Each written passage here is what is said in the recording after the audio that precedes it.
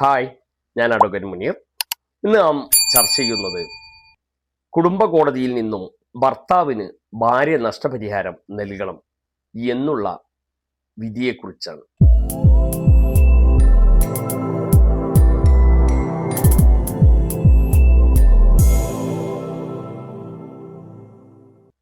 കണ്ണൂർ കുടുംബ കോടതി ഒരു വിധി പ്രസ്താവിക്കുകയുണ്ടായി. അഡ്വക്കേറ്റ് മുബഷിർ അലി നടത്തിയ കേസിൽ ഭർത്താവിന് ഭാര്യ നഷ്ടപരിഹാരം കൊടുക്കുക എന്നുള്ള ഒരു വിധിയായിരുന്നു അത്. ആ വിധിക്ക് ആധാരം ഇസ്ലാമിക ശരീഅത്തനുസരിച്ചുള്ള തൊലാക്ക് ചൊല്ലുക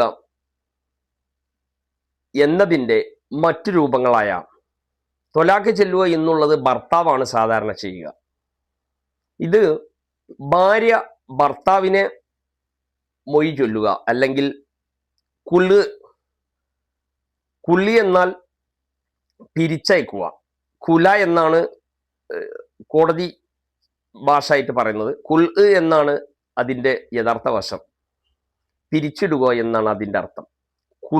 രീതിയിൽ ഒരു ഭാര്യ ഭർത്താവിനെ പിരിച്ചുവിടുന്ന ഒരു വിധിയെ തുടർന്നാണ് ഈ കേസിന് ആസ്പദമായിട്ടുള്ള സംഭവം ഉണ്ടായിട്ടുള്ളത്. മുബാര, തൊലാക്ക്, ഫസ്ക് ഇങ്ങനെയുള്ള പല രീതികളിലൂടെ തൊലാക്ക് നടത്താറുണ്ട്. ഒരു ഗ്രന്ഥത്തിലോ മറ്റ് ഇസ്ലാമിക രേഖകളോ മറ്റുള്ളതോ അല്ലെങ്കിൽ വേറെ ഒരു വേദിയിൽ നിന്നും ഭർത്താവിൻ്റെ സമ്മതത്തോടെ, കൺസെന്റോടെ ചെയ്യേണ്ട ഒരു കാര്യമായിട്ടായിരുന്നു ഇതുവരെ നിലനിന്ന് വന്നിരുന്നത്. ഇങ്ങനെ ഇരിക്കുന്ന സമയത്താണ് 2021 കേരള ഹൈക്കോടതിയിലെ ബഹുമാനപ്പെട്ട ഡിവിഷൻ ബെഞ്ചിലെ ജസ്റ്റിസ് മുസ്താഖ്, അതുപോലെ തന്നെ ഡയസ് എന്നീ ജസ്റ്റിസുമാരുടെ വിധി പ്രഖ്യാപനം KRC 709 എന്ന നമ്പർ കേസിൽ വിധി പ്രസ്താവം വന്നത്. എന്നത് ഭാര്യ ഭർത്താവിനെ മൊഴി ചൊല്ലുക അല്ലെങ്കിൽ കുള്ളുനാമ അയച്ച് തീർക്കുക എന്നുള്ളതാണ് അതുകൊണ്ട് ഉദ്ദേശിച്ചത്. ശരിക്ക് ചെയ്യുമ്പോൾ ഈ വിധി പ്രകാരം 3 കണ്ടീഷനുകളാണ് വെച്ചിരുന്നത്. ഒന്ന്, ഭർത്താവിന് ഉള്ള മഹർ ഭർത്താവിന് തിരികെ നൽകുക. ഒരു സെറ്റിൽമെന്റ് ടോക്ക് ഇതിൻ്റെ ബേസിൽ നടക്കണം. ഇരുവരും കൂടി സെറ്റിൽമെന്റ് ടോക്ക് നടക്കണം. 3, ഈ തൊലാക്ക് ചൊല്ലിയത്, അതായത് തൊലാക്കല്ല, ചൊല്ലിയത് അദ്ദേഹത്തിന്, ഭർത്താവിന് അയച്ചു കൊടുക്കണം, അല്ലെങ്കിൽ ഖാദിക്ക് അയച്ചു കൊടുക്കുക, അല്ലെങ്കിൽ പള്ളിക്ക് അയച്ചു കൊടുക്കുക. ഇതാണ് ആ വിധിയിലെ പ്രത്യേകത. അത് പ്രകാരമാണ് ഇപ്പോൾ നിയമം കുള്ളിനുള്ള ഒരു പ്രാധാന്യത്തെ എടുത്തു കാണിച്ചത്. ഇതൊരു വിപ്ലവകരമായ മാറ്റം തന്നെയാണ്. സ്ത്രീകളെ സംബന്ധിച്ച് ഇത് ഏറ്റവും നല്ല വിധി തന്നെയാണ്. സാധാരണയായി നടക്കാറുള്ളത്, തൊലാക്ക് ഭർത്താവ് ചൊല്ലാത്തിടത്തോളം കാലം ഭാര്യ തൊലാക്കിന് വേണ്ടി നടക്കുന്ന ഒരു ചിത്രമായിരുന്നു ഉണ്ടായിരുന്നത്.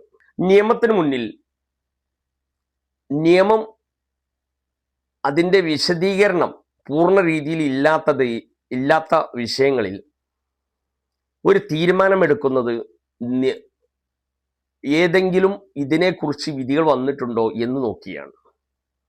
അതാണ് ഈ കുള്ളിൻ്റെ വിഷയത്തിൽ 2021 വിധിയെ പ്രസക്തമാക്കുന്നത്. സ്റ്റാർ ഡിസീസ് എന്ന് പറയപ്പെടുന്ന ഇങ്ങനെയുള്ള വിധികൾ പല വിപ്ലവങ്ങളും പല ഘട്ടങ്ങളിലും പല വിഷയങ്ങളിലും കൊണ്ടുവന്നിട്ടുണ്ട്. എന്നാൽ ഈ എന്ന വിഷയത്തിൽ, അല്ലെങ്കിൽ വിവാഹമോചനം, മുസ്ലിം വിവാഹമോചന നിയമത്തിൽ ഇതൊരു വൻ മാറ്റം തന്നെ കൊണ്ടുവരാൻ കഴിയുന്നതാണ്. ഇനി നമുക്ക് നമ്മുടെ മെയിൻ വിഷയത്തിലേക്ക് വരാം.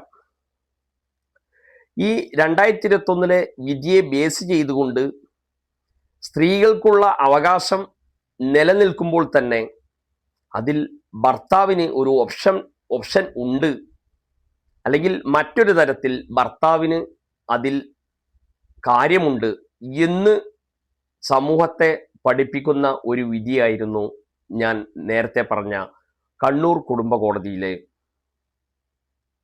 കഴിഞ്ഞ വാരത്തിൽ നടന്ന ആ വിധി.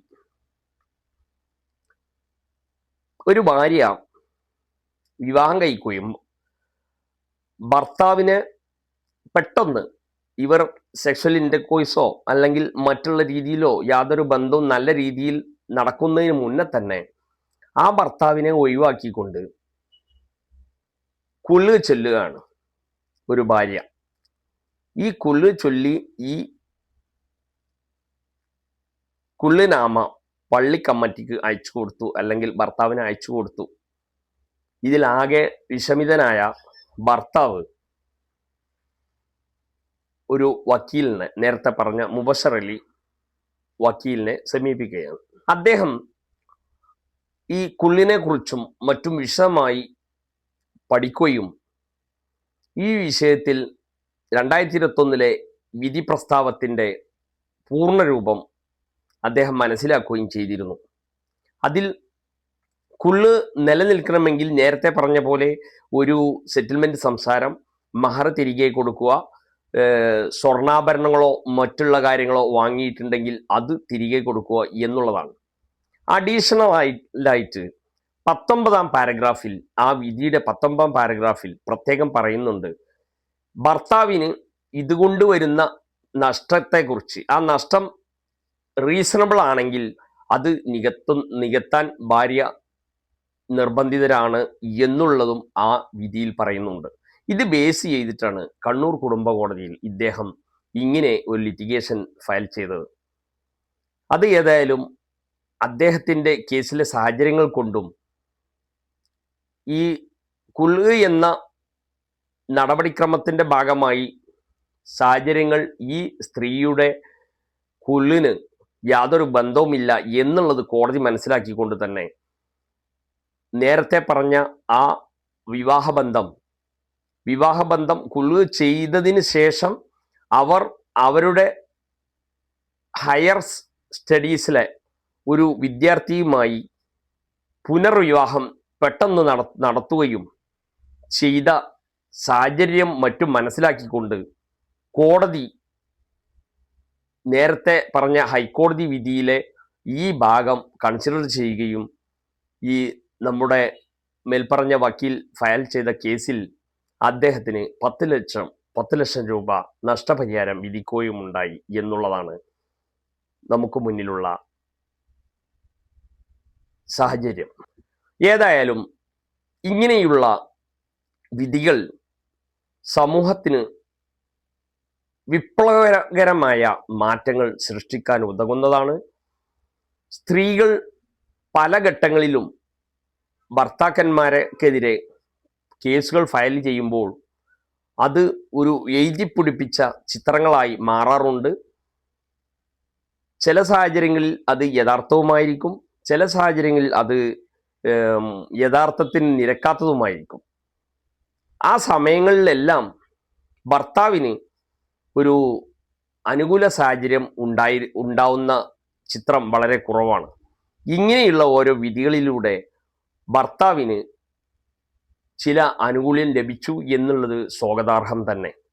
അതുപോലെ തന്നെ എടുത്തു പറയേണ്ടത്, ഇതുവരെ ഇസ്ലാമിക നിയമത്തിൽ ത്വലാഖിനുള്ള പ്രാധാന്യം ഏത് രീതിയിലായിരുന്നോ, ത്വലാഖ് ചെല്ലുന്ന സമയത്ത് 2 സാക്ഷികൾ ഉണ്ടായാൽ മതി എന്നാണ് ഇസ്ലാം പറയുന്നത്.